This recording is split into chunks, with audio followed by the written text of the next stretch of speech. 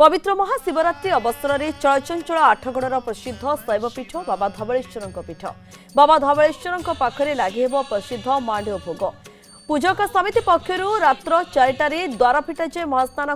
सहित बाबा धवलेश्वर को केतकी फूल सज्जित कर साधारण दर्शन निमंते मंदिर द्वार फिटा जाइतिला। अपराह्न 4 प्रहर पूजा सहित तृतीय प्रहर पूजा मांडव भोग लगी बेढ़ा परिक्रमा करने पर हरिहर भेट कराए रात्र 1टाए रु 2टा मध्य महादीप उठिब। सुरक्षा दृष्टि पुलिस प्रशासन पक्षर व्यापक पुलिस फोर्स मुतयन करा जायछि। महाशिवरात्रि जागर देवदेव महादेव को दर्शन कले कोटि जन्मर पुण्य मिलवा सहित मानसिक शांति मिली थाए। बाबा धवलेश्वर पीठ में आज मात्राधिक श्रद्धालु गहली लगी टे सहयोग अनुरोध कर दृश्य देखेबे जो भली भाव श्रद्धालु मानकर गहली लगी कारण समय बढ़िया सहित श्रद्धालु मानकर गहली लगी आम सहित अच्छा श्रद्धालु अच्छा आज्ञा आज गोटे पवित्र दिन बाबा धवलेश्वर पाखे जेहेतु जागर यात्रा एवं आज दिन में निहाती भाव दर्शन कले कोटि जन्मर पुण्य मिले बोली विश्वास रही कौन कह आज्ञा ये विश्वास तो बहुत जुग जुग रही आज आम राति 4टार उठी बाबा को धवलेश्वर बाबा को दर्शन कला मन में शांति स्वभाव जात है वर्षे जाए आर वर्षे जाए यहाँ भाव आम मन में जागृत हो बाबा धवलेश्वर समस्त सुख शांति समृद्धि करंतु ये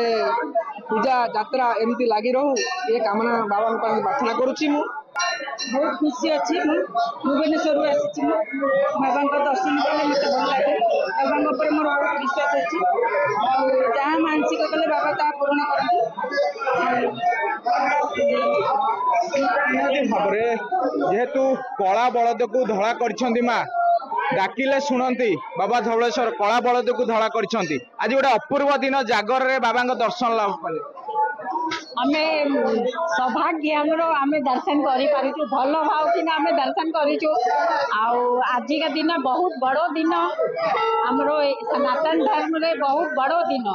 भोले बाबा रू बाघर हम बहुत आनंद यही दिन रे भक्त टी अपेक्षा करथाए ए गोटे दिन वर्षकर केमिति आसीबो जे कि बाबा उजागर रही भक्त मध्य तांकरी दीपटीए जाली यही स्थान रे बसी बाबा को मनस्कामना पूर्ण पाई से दीप द्वारा जनइबे मोर मनस्कामना पूर्ण हुए निश्चित गोटे सौभाग्यर कथा। आज बाबा धवलेश्वर महाप्रभु पाखरे 4 प्रहर पूजा करा जिवो विश्वर कल्याण पाई जगतर मंगल पाई समस्त व्रतधारी मानकर मनस्कामना पूर्ण पाई आज गोटे पवित्र दिन बाबा धवलेश्वर को दर्शन लाभ कले जागर करती आपण कौन कह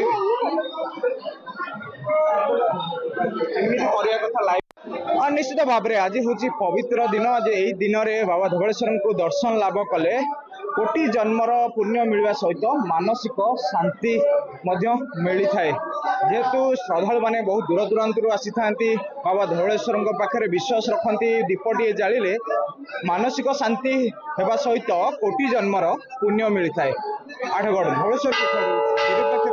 न्यूज़ 7।